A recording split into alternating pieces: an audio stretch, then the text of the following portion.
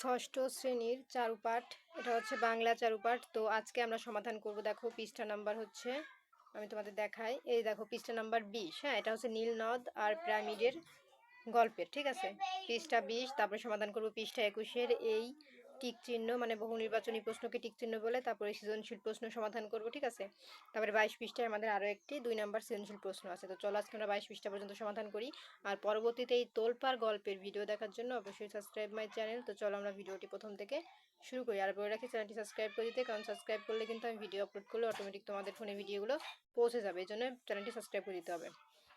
তো দেখো এখানে আমাদের 20 পৃষ্ঠায় মূলত 2টা কর্ম অনুশীলন দিয়েছে, ঠিক আছে। এই যে দেখো 1 নম্বরে কতে বলেছে যে নীল নদ আর পিরামিডের দেশ ভ্রমণের একটি দৃশ্যচিত্র অঙ্কন করো। তো এখানে একটি ছবি অঙ্কন করতে বলেছে। এটার উত্তর তো আমি দেখাতে পারবো না, কারণ ছবি তো আমার পক্ষে এঁকে দেওয়া সম্ভব না। তোমরা নীল নদ আর পিরামিডের দেশের একটা ছবি, যে ভ্রমণ করেছে ওই গল্পে, ওই গল্পের একটা ভ্রমণের একটা ছবি অঙ্কন করবা, ঠিক আছে। তারপরে খ নাম্বার উত্তর আমি দেখাচ্ছি। খ নাম্বারে বলেছে 300 শব্দের মধ্যে তোমার ব্যক্তিগত ভ্রমণের অভিজ্ঞতা লেখো। এখানে বলছে তোমার ব্যক্তিগত ভ্রমণ, মানে তুমি যেখানে ভ্রমণ করেছো সেই ভ্রমণের একটি অভিজ্ঞতা 300 শব্দের মধ্যে উত্তর লিখতে হবে, সেটা তোমার যে কোনো ভ্রমণ হোক। তো আমরা আমাদের ভ্রমণের একটা উত্তর দেখাচ্ছি, তোমরা চাইলে এটাও দিতে পারো বা অন্য একটাও দিতে পারো, ঠিক আছে। তো চলো উত্তরটি দেখে নিই। তো এই যে দেখো আমাদের উত্তর, আমাদের ব্যক্তিগত ভ্রমণ। এই যে দেখো লাল দাগ দেওয়া, এটা হচ্ছে সিলেটের। আমরা সিলেটের একটি ভ্রমণ সম্পর্কে লিখব। তো আমরা প্রথমে এইখান থেকে লেখা শুরু করেছি। দেখো যে সময় হয়ে ওঠে না, কিন্তু ভিডিওটা এই লেখাটা কিন্তু অনেক বড়, যেহেতু 300 শব্দের মধ্যে লিখতে বলেছে তাই একটু বড় হয়েছে। তো তোমরা সেটা ছোটো করেও লিখতে পারো, 300 শব্দ নাও দিতে পারো। তো দেখো এখানে লিখেছি সময় হয়ে ওঠে না, তাই অপেক্ষা করছিলাম মামার ছোট মামার জন্য। ছোট মামা ইতালি থেকে দেশে এলেন, এসেই উঠলেন আমাদের বাসায়। আমি আর আপু মিলে মামাকে ধরলাম সিলেট যাওয়ার জন্য। মামাও রাজি হলেন। পরের দিন ভোরেই রওনা হলাম সিলেটের উদ্দেশ্যে। তাহলে এটা ব্যক্তিগত ভ্রমণ, কোন জায়গার ভ্রমণ? সিলেটের ভ্রমণ। কিন্তু তোমরা প্রথমে লিখে নিবা সিলেট ভ্রমণ, তারপরে এখান থেকে লেখা শুরু করবা। তো কামালপুর রেলওয়ে স্টেশনে গিয়ে আমরা সিলেটগামী জয়ন্তিকা এক্সপ্রেসে উঠলাম। আমরা মোট 4 জন, আমি, আপু, মামা আর আম্মু। বিকেলের দিকে গিয়ে নামলাম সিলেট স্টেশনে। একটা অটোরিকশায় চড়ে দরগা গেট দিয়ে হোটেল নিলাম। আমরা সেখান থেকে পরদিন সকালে রওনা দিলাম জাফলংয়ের উদ্দেশ্যে। সারাদিন আমরা জাফলং ঘুরলাম। জাফলংয়ের ঝর্ণা দেখে মুগ্ধ হলাম। আমরা সবাই ঝর্ণার পানিতে গোসল করলাম। বিকেলে ফিরলাম হোটেল। পরদিন ঘুম থেকে উঠে চলে গেলাম সাদা পাথর এলাকায়। এই যে সাদা পাথর এলাকায়, যা সকাল থেকে লোকারণ্য। নৌকায় চড়ে গেলাম মূল স্পটে। মামা আর আমি পানিতে নেমে সাঁতার কাটলাম। দুপুরের খাবার খেয়ে চলে গেলাম রাতারগুল। সেখানে নৌকায় চড়ে ঘুরে ঘুরে দেখলাম পানির উপর ভেসে থাকা গাছ আর গাছ। বিকেলটা সেখানে কাটিয়ে সন্ধ্যায় হোটেলে ফিরে এলাম। পরের দিন শুক্রবার দরগাহ ও মসজিদে গিয়ে জুমার নামাজ পড়লাম। বড় বড় গজার মাছ আর জ্বালানি কবুতর দেখলাম সেখানে। বিকেলে শহরের পাশেই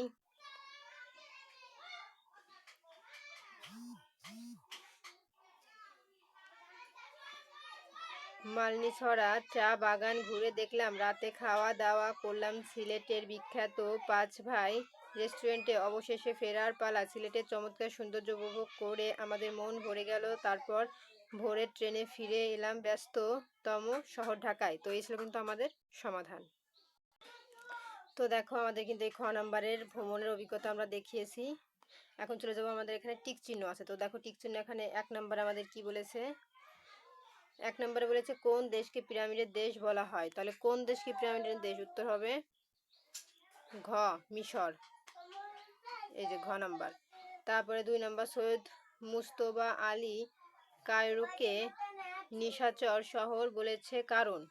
তো এখানে আমাদের 2 নম্বর উত্তর হবে এটাও ঘ, ঠিক আছে। এই যে ঘ নাম্বার। তারপরে চলে যাব আমরা এইখানে। তো দেখো এখানে আমাদের বলেছে উদ্দীপক করে 3 ও 4 নং প্রশ্নের উত্তর দাও, ঠিক আছে। আমাদের 3 আর 4-এর উত্তর দিতে বলেছে। দেখো 3 নম্বরে বলেছে, উদ্দীপকটা তোমরা পড়ে নিও। তো 3-এ বলেছে উদ্দীপকটি নীল নদ আর পিরামিডের দেশ ভ্রমণকারীর সাথে কোন দিক থেকে অধিকতর সাদৃশ্যপূর্ণ। তাহলে 3 নম্বরে আমাদের উত্তর কোনটা মেলে? ক। ঠিক আছে। তারপর দেখো আমাদের 4 নম্বরে বলেছে উক্ত সাদৃশ্যপূর্ণ দিকটি মানুষের মনে। তো 4 নম্বরের উত্তর হবে আমাদের ক, এই যে প্রথমটা এবং দ্বিতীয়টা। ঠিক আছে, এটা। তারপরে চলে যাব আমরা সৃজনশীল প্রশ্ন। দেখো সৃজনশীল প্রশ্ন আমাদের 1 নম্বরে বলেছে রিডিংটা তোমরা পড়বা। সৃজনশীল প্রশ্ন কেমনে লিখতে হয় জানো? এই ক আর খ নাম্বার মুখস্থ লিখতে হয়, আর গ আর ঘ নাম্বার এর মধ্য থেকে মিল করে প্রশ্নের সাথে লিখতে হয়। ঠিক আছে, তো চলো আমাদের ক নম্বরে বলেছে পিরামিডের পরেই মিশরের কোনগুলো সৌন্দর্য ভুবন বিখ্যাত। তারপরে এরকম ক থেকে ঘ পর্যন্ত প্রশ্ন আমরা পড়ি এবং উত্তর দেখি। চলো, এই যে দেখো আমাদের ক নাম্বার প্রশ্নের উত্তর, পিরামিডের পরে মিশরের মসজিদগুলোর সৌন্দর্য ভুবন বিখ্যাত। তো দেখো এখন খ নাম্বার আমাদের বলেছে উটের চোখগুলো রাতের বেলা সবুজ দেখাচ্ছিল কেন। তো চলো উত্তরটি দেখে নিই। এই দেখো খ নাম্বার প্রশ্নের উত্তর আমাদের, উটের চোখের ওপর মোটরের হেডলাইন পড়ায় উটের চোখগুলো রাতের বেলা সবুজ দেখাচ্ছিল। তো তোমরা চাইলে এতটুকু দিতে পারো খ নাম্বার, আর পুরোটা দিলে আরো ভালো হয়। তারপরে লেখক মিশর ভ্রমণকালে রাতের বেলায় মোটরে করে মরুভূমি রাস্তা ধরে চলছিলেন। হঠাৎ সামনে দেখলেন জলে দুটি সবুজ আলো, সেগুলো দেখতে ভূতের চোখের মতো মনে হচ্ছিল। কাছে গিয়ে দেখতে পান তা ছিল উটের চোখ, কারণ উটের চোখের ওপর মোটরের হেডলাইন পড়ার চোখগুলো সবুজ দেখাচ্ছিল। তো আমাদের খ নাম্বার কমপ্লিট। এখন দেখো গ নাম্বার প্রশ্নে বলেছে ভ্রমণকারীদের যাত্রাপথের সাথে লেখকের মিশর ভ্রমণের যে মিল খুঁজে পাওয়া যায় তা বর্ণনা করো। এই যে দেখো আমাদের গ নাম্বার প্রশ্ন, আর উত্তর হবে দেশ রচনার, দাঁড়াও আমি ভালো করে দেখাই। এই যে উত্তর, ভ্রমণকারীর যাত্রাপথের সাথে নীল নদ আর পিরামিডের দেশ রচনার লেখকের মিশর ভ্রমণের প্রাকৃতিক সাদৃশ্যের বর্ণনায় মিল খুঁজে পাওয়া যায়। এই যে নীল নদ আর পিরামিডের দেশ রচনাটিতে লেখক মিশর ভ্রমণের চমৎকার কিছু অভিজ্ঞতা তুলে ধরেছেন। মিশরের কায়রো শহর, মরুভূমির বিরল প্রকৃতির দৃশ্য, নীল নদের বর্ণনা প্রভৃতি বিষয়ে রচনাটিকে আকর্ষণীয় করে তুলেছে। তো তোমরা এ পর্যন্ত দিবা। তারপরে নিচে দেখো, যেহেতু বড় করে লিখতে হবে আমাদের সৃজনশীল প্রশ্ন গ নাম্বারটা, তারপর লিখবা, মানে এত বড় লেখা লাগবে না, এইখান থেকে তোমরা এই পাই পর্যন্ত লিখে দিতে পারো। তো আর বড় করে লিখতে চাইলে এই পর্যন্ত। তো দেখো উদ্দীপকে বাংলাদেশের প্রাকৃতিক নীলাস্বর্গ সেন্ট মার্টিনের প্রাকৃতিক দৃশ্যর কথা বর্ণিত হয়েছে। ভ্রমণকারীরা যাত্রাপথে দুই পাশে অপরূপ সৌন্দর্য ছড়িয়ে দেখতে পায়। এই পাই পর্যন্ত দিলে দিতে পারো, আবার পুরোটা দিতেও পারো। তারপরে এই যাত্রাপথে এত বড় করে লেখার দরকার নাই, তারপর তোমরা লিখে দিবা এই যাত্রাপথের প্রাকৃতিক দৃশ্যের সাথে নীল নদ আর পিরামিডের দেশ রচনার মিল খুঁজে পাওয়া যায়। কায়রো ভ্রমণকালে লেখক যাত্রাপথে মরুভূমির দৃশ্য, শহরের পথের দৃশ্য বর্ণনা করেছেন, মরুভূমির প্রাকৃতিক সৌন্দর্য তুলে ধরেছেন। তো বাকিটা তোমরা এটা পড়ে নিও, আমি আর পড়লাম না, ভিডিওটি বড় হয়ে যাচ্ছে। তারপর দেখো আমাদের ঘ নাম্বার প্রশ্ন। হ্যাঁ, এই যে এত বড় করে লেখার দরকার নাই, এইখান থেকে এই পর্যন্ত দিবা, তারপরে এইখান থেকে এই পর্যন্ত। ঠিক আছে, এই পর্যন্ত দিলে এই পর্যন্ত দিবা। তারপরে যেহেতু আমাদের এটা হচ্ছে আমাদের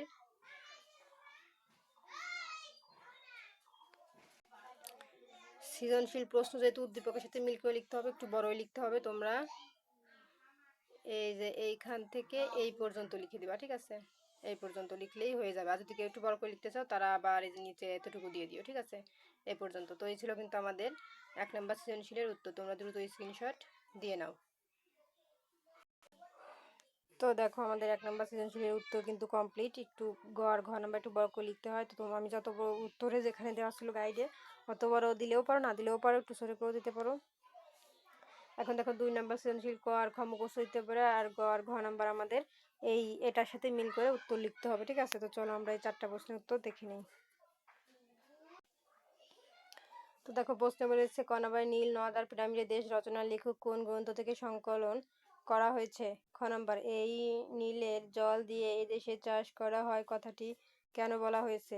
গ উদ্দীপকে নীল নদ আর পিরামিডের দেশ রচনায় যে দিকে সাদৃশ্য রয়েছে তা ব্যাখ্যা করো। ঘ নাম্বার, উদ্দীপকের শ্রেয়সী ও তার বন্ধু ভ্রমণের উদ্দেশ্য যেন সৈয়দ মুজতবা আলীর চাওয়া মন্তব্য একটি নীল নদ আর পিরামিডের দেশ রচনার আলোকে বিশ্লেষণ করো। তো চল আমরা উত্তরটি দেখে নিই। এই যে দেখো আমাদের ক নম্বর উত্তর, নীল নদ আর পিরামিডের দেশ লেখকের জলে ডাঙ্গার গ্রন্থ থেকে সংকলন করা হয়েছে। খ নম্বর উত্তর, এই নীলের জল দিয়ে এ দেশে চাষ করা হয়। কথাটি বলার কারণ, নীল নদ মিশরের চাষাবাদের জন্য মিষ্টি পানির জোগাড় দেয়। নীল নদ মিশরের তথা পৃথিবীর সবচেয়ে দীর্ঘতম নদ। এ দেশের বিস্তৃত অঞ্চল জুড়ে এ নদ প্রভাবিত মরুভূমি। মিশর দেশে নীল নদের অববাহিকায় চাষাবাদ হয়। এজন্য লেখক বলেছেন এই জল দিয়ে এদেশের চাষ হয়। এখন দেখো গ নাম্বারের উত্তর। এই যে গ নাম্বার আমি আর পড়লাম না, এই যে এইখান থেকে শুরু করে এই পর্যন্ত উত্তর দিবা, ঠিক আছে? তোমরা চাইলে এর মধ্যে থেকে একটু ছোট করেও লিখতে পারো। এই যে এই পর্যন্ত দিবা, আবার ওইখান থেকে এই পর্যন্ত দিলেও হয়ে যাচ্ছে, ঠিক আছে? এই জানার পর্যন্ত। এই যে আর বড় করে লিখতে চাইলে এই পর্যন্ত লিখে দিবা, ঠিক আছে? তোমরা স্ক্রিনশট দিয়ে নাও, আমি আর বললাম না। এখন চলে যাব ঘ নাম্বারে। তো এই যে দেখো আমাদের ঘ নাম্বার প্রশ্নের উত্তর। এই যে ঘ নাম্বার প্রশ্নের উত্তর এইখান থেকে এই পর্যন্ত দেওয়া আছে, অনেক বড়। তো তোমরা ছোট করে এই যে এইখান থেকে এই পর্যন্ত লিখে দিবা। আর তারপরে উদ্দীপক, এই যে উদ্দীপকের শ্রেয়সী এইখান থেকে এই যে এই করে পর্যন্ত লিখে দিও, ঠিক আছে? কারণ এত বড় কেউ লিখতে পারে না, এতটুকু পর্যন্ত দিয়ে দিবা, ঠিক আছে? আমি তোমাদের দেখাই আবারও। এই যে করে পর্যন্ত উত্তরটা লিখে দিবা, এই যে এইখান থেকে, ঠিক আছে?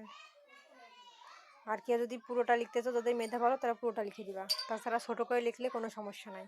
তো এই ছিল আজকের মতন আমাদের সমাধান, তোমরা স্ক্রিনশট দিয়ে লিখে নাও।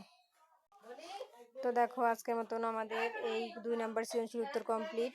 তো পরবর্তীতে আছে আমাদের তোলপাড় গল্পের ভিডিও। এটা দেখার জন্য অবশ্যই সাবস্ক্রাইব মাই চ্যানেল। আর ভিডিওটি কে কোথা থেকে দেখছো অবশ্যই কমেন্টে বলবা কেমন হয়েছে।